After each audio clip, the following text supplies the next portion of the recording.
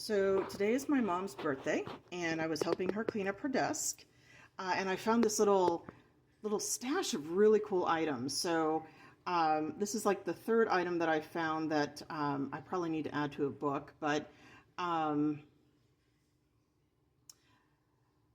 mom goes to First United Methodist Church, and she had a friend named Nancy Reeser, and they were friends for about 7 years until I found out because Nancy had come and I was doing a ghost talk, and she's like, oh no, I was at Hauntazar. I was selling books, and she saw my books, and she said, oh, you must have a chapter in there about my grandma. And I'm like, your grandma? And then it struck me that her grandmother was Mary Reeser.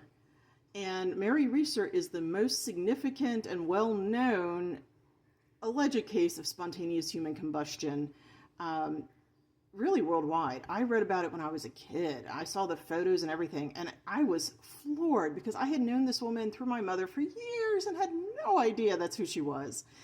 She was also an artist, and this is her work. This is Nancy. She signed the card.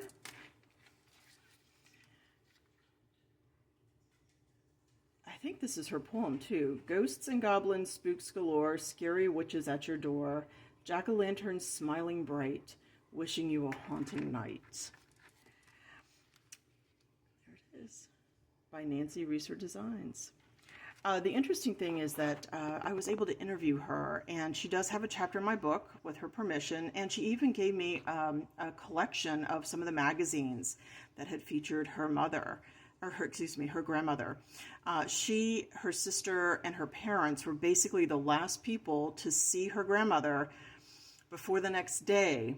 So the story is that Mary Reeser had moved down from Pennsylvania, was living off of Cherry Street in an apartment, and was not really happy in this area and was trying to get back to Pennsylvania. She had sold off her property, but had somebody looking at real estate for her.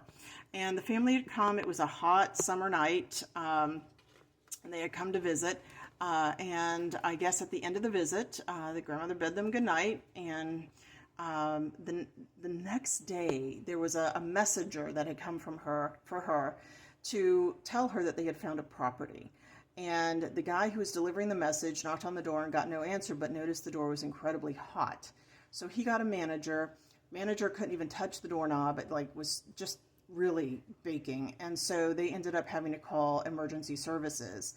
The firemen hacked through the door, cut their way in, and basically discovered that her body had been completely burned up, except for like a foot and a silk slipper. She was a pile of ash, and most of the items in her living room were not burned at all.